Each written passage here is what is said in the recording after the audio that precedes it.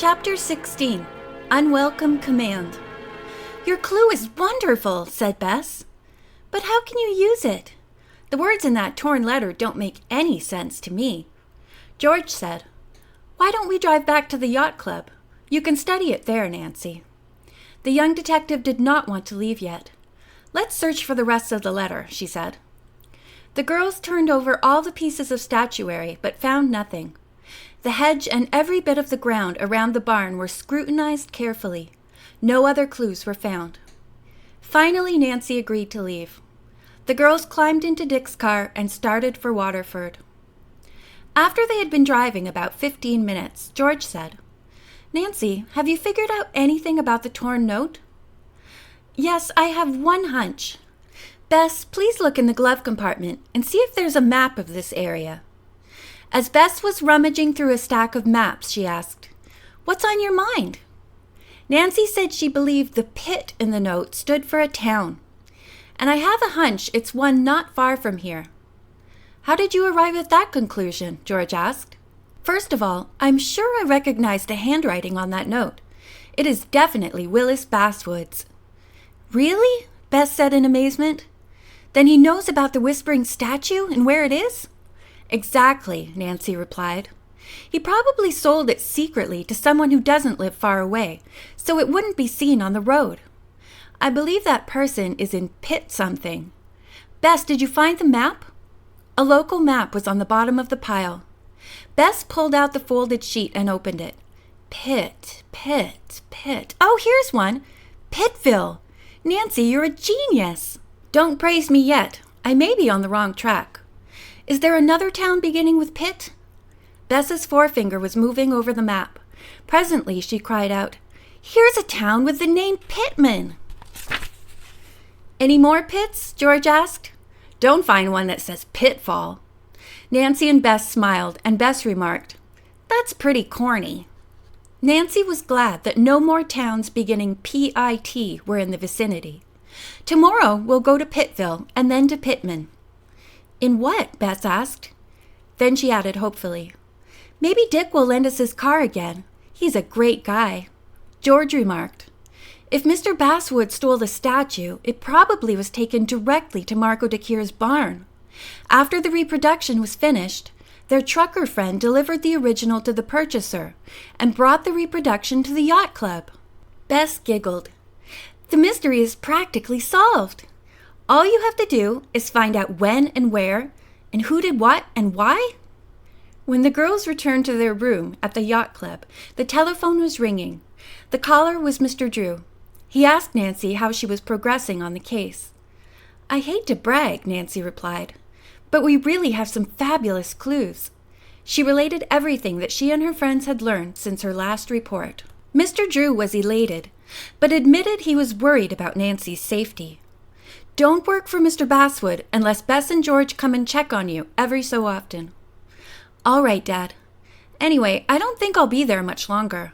Mr. Basswood says Mr. Atkin is leaving the hospital very soon and will be back to work. By the way, Dad, where are you calling from?" "Washington, D.C. I'm still working on my case here." He chuckled. "You'll probably get home before I do and solve this whole mystery yourself." "I hope you're right," Nancy said, laughing. "And I'm glad that so far no one has seen through my disguise." Mr. Drew said goodbye, and Nancy turned to talk to Bess and George. They had changed their clothes and were ready to go downstairs. "I'll meet you as soon as I take off these dusty clothes and put on fresh ones. Oh, I guess my wig needs a good brushing, too." 15 minutes later, she joined Bess and George in the lobby of the club. They were talking with Dick. "We may borrow Dick's car tomorrow," Bess announced. Dick spoke up. "I won't need it. If I have to go to town, I'll use the truck." "I certainly appreciate the offer, Dick," said Nancy. She grinned at him. "You're always coming to our rescue. We ought to take time out to do something for you." "Debbie Lynbrook, you've just said exactly the right thing.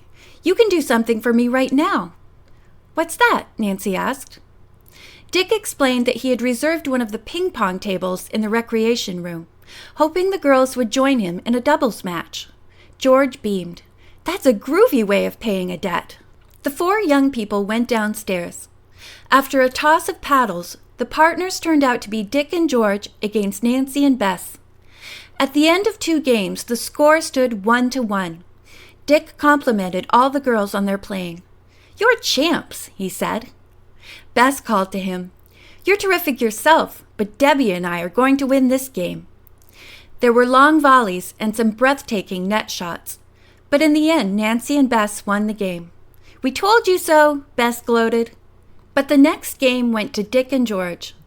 After half an hour of hard, fast playing, the score stood even, but in the final game, Dick and George scored the 21st point and were declared the victors. Bess flopped into a chair. "I'm absolutely pooped," she said. Dick looked at her. "Would a sundae with fudge sauce revive you? I hear that's one of your favorite dishes." "It sure would," Bess replied. "It's a beautiful idea. Let's go." The 4 went into the club's snack shop. Over the loudspeaker came the announcement, "Miss Debbie Lynbrook is wanted on the phone."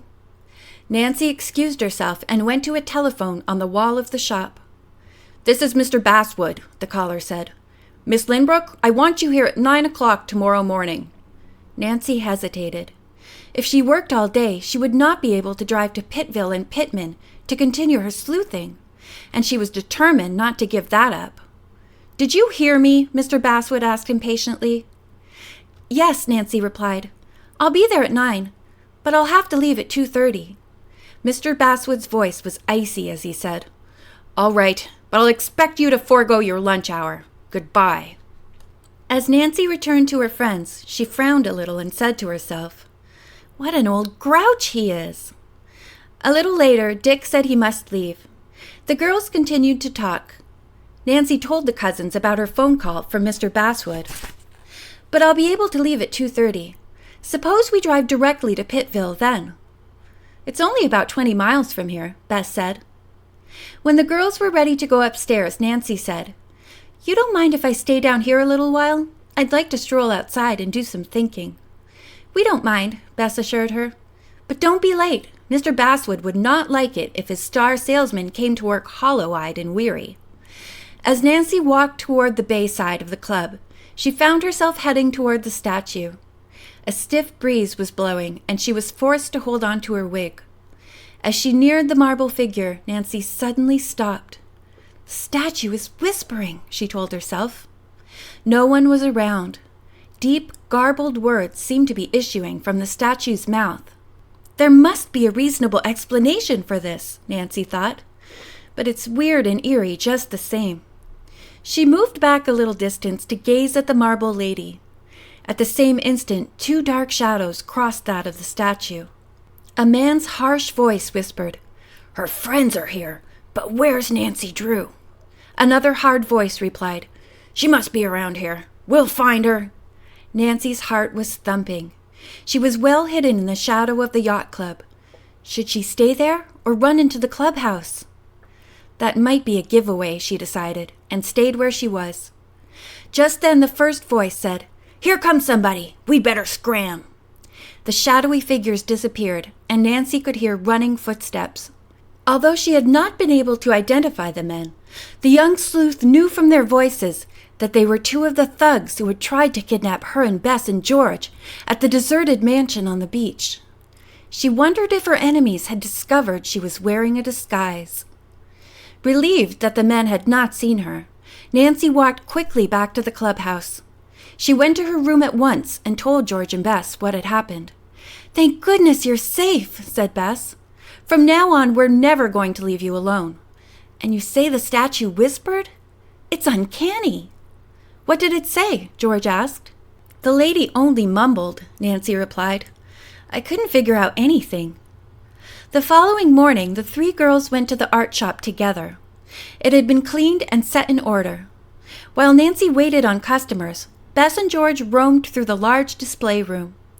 Once the owner came from his office and glared at them, but said nothing. Just before 12 o'clock, Nancy made a big sale. She carried the painting to Mr. Basswood's office and knocked. The door swung open. Mr. Basswood did not take the painting as he usually did. Instead, he yanked Nancy inside and shoved her into a chair. He locked the door. Angrily, he said, "Stay there, young lady. Now tell me, What were you doing at Mr. DeKeer's studio, and why did you run off? End of chapter 16.